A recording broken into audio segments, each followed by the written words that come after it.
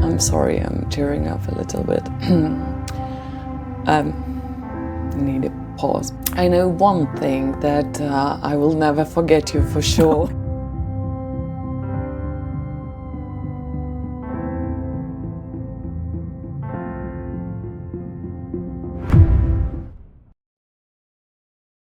How long have you been together? 48. Since 1977. Yeah, a long time.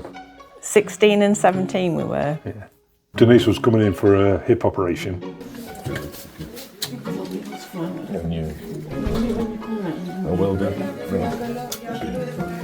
Let me know about how you were after Yeah, the right, anesthetic last time. Don't forget, I don't like not being with him. Oh, you're really close. I'm just there. And she just, on the off chance, seeing if I could get my hernia done. And 2 weeks later, we're here. End of a story. No, Yeah. a week later we were here. Oh yeah, it was a bit of a surprise to me as well. So I just want to explain about your wife. So the procedure went perfect. She's already in the ward after the procedure. Lovely. The leg length is equal, so she will be able to walk and do all the activities like you want in the future. Both. Fantastic. Have a good operation and experience here too. Yeah, thank you very much for Thank sorting that out. I'm glad it went well. Well, I was worrying about him more than I was worrying about me. What was the hardest part for you, Vincent? Parting with the money. You don't know how true that is. Although it's money well spent, I'm sure. I'm sure it is. It's bought time. It's bought time. To me, it's bought time. Yeah. Because you'd have been another year or so, and you're further Yeah. on than that. And I was supposed to be on an emergency list. And time is important. Where? Inside. Yeah, I know it's inside, but where inside? I don't know, girl. What's there? Get it? You've lost your magnet. You have left hip arthritis. This is the last grade arthritis. I'm independent. I like to get around on my own steam, do what I want, when I want to do it. And I couldn't. I'd even got to the point where I was relying on him to drive because there were days I couldn't drive. Yeah. Everything was a chore. Making dinner was a chore. Trying to cook. I could have cooked for you. Yeah, right. Even standing and brushing my teeth, I was getting pains shooting down my leg. Before you know where you are, you're doing less and less and less. And you suddenly think, what am I doing? Yeah. What am I doing here? We have two different leg lengths. So it means clinical leg length and also radiological leg length. So in clinical way, your leg is equal, but it's due to the spine compensation and due to the pelvis tilting. This week this hip started hurting me. Yes. After the procedure, the leg will go more in natural, straight way. Yeah. You will feel only the incision pain, and the hip will go in such movements like your normal right hip.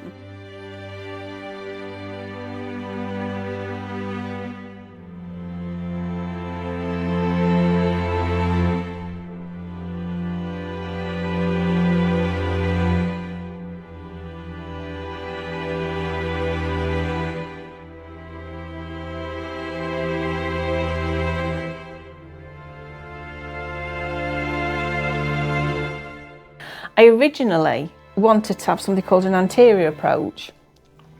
I'd done all the research, it was the best one, this, that and the other, less invasive, you get back to things quicker, all this sort of thing. And he told me that that's not the approach that he used, although it's a minimally invasive approach, it was still the posterior approach. And I was concerned about that, and he told me roughly what it was. I went away, I did my research. Oh, and he actually gave me names of surgeons, other surgeons in this country that did the anterior approach. So I could go away, so it wasn't like he was saying, you must have it done here. He was telling me where else. So that makes you trust somebody. You know, you're not being sold something.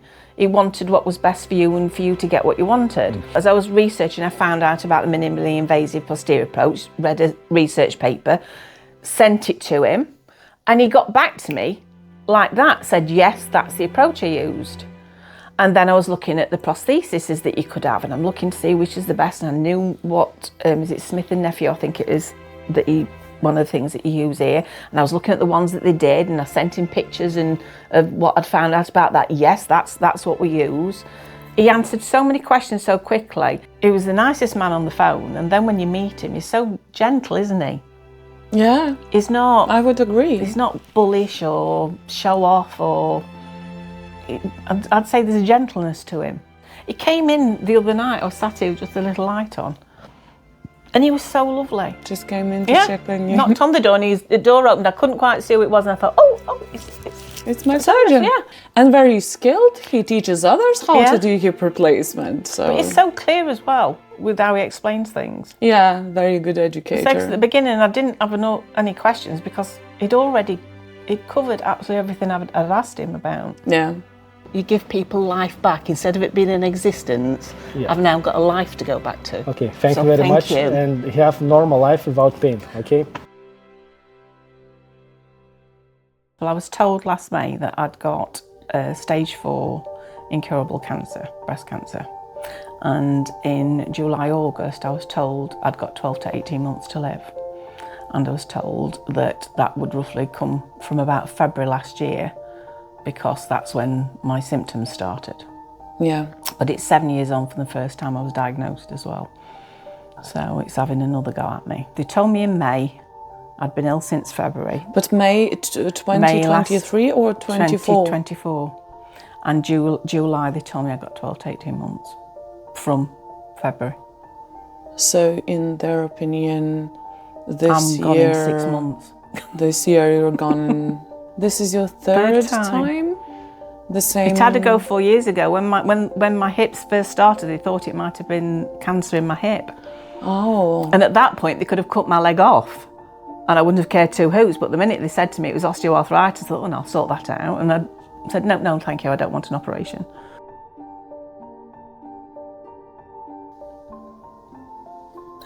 He's a character. He's a character. But he's what you need. Is what you need. Very well said. Yeah. I'd say the surgeon does the foundation. V and his other colleagues, they're the bricks. If you're building a house, they're the bricks that build the house. If to recap all the journey with Denise, yeah. Begin. Not with the knees. Denise. Denise. No, it's the hip, not Denise. When you have a strong patient with a strong motivation and the need of recovering as fast as possible, you too put all your heart and all your brain into that, and you start pushing with him. Mm-hmm. As we can compare with other people, you saw how you went a little bit further because of your motivation, because of your how you prepared for the operation. And I was happy working with you. It was easy to work for me with you, because you were always listening, no arguments against. If you need to do it, you need to do it. Doesn't matter if it gives you cramps or not, but yeah, you do. You've been the even example for other patients we have to catch you. Well, you were one of the reasons I came here. Good, nice From to know. the videos that I'd already seen, he was one of the reasons I came here. More or less, I'm always treating my patients like family. Yeah. I always have arguments with my mother, because That's what happens with mums and sons. Yeah, but still, all in all, in conclusion, you get very good results and final results. Good. Can I give him a hug now? Sure, it's mandatory. Okay. Thanks so much.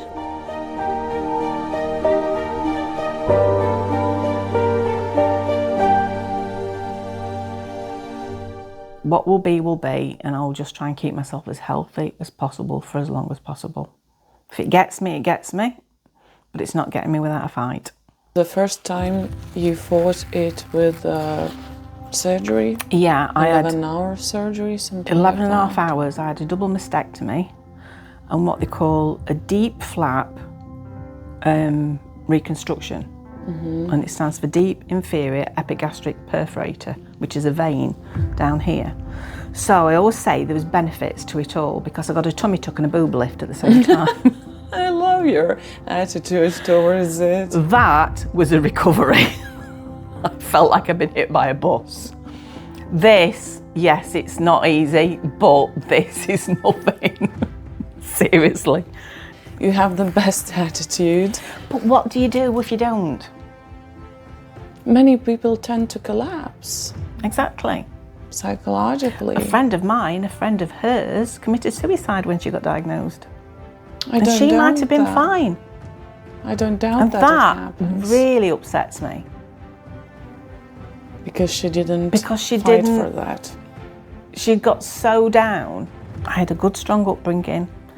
Put on my mum and dad's stone, the wind beneath our wings under my mum, and my dad, the foundation beneath our feet. My mum felt like she always pushed us, and my dad was always there to keep us safe and grounded. I don't know how to explain this, but I keep worrying about you, and you keep telling things to encourage me about you, that you're gonna be okay. Because Whatever I wish happens, that I will be okay because I will do it my way. Yeah. In England, they keep saying to me, oh, so you want palliative care? I said, no, I don't want palliative care. I want palliative care for those that are dying. I said, I want health care to keep me healthy.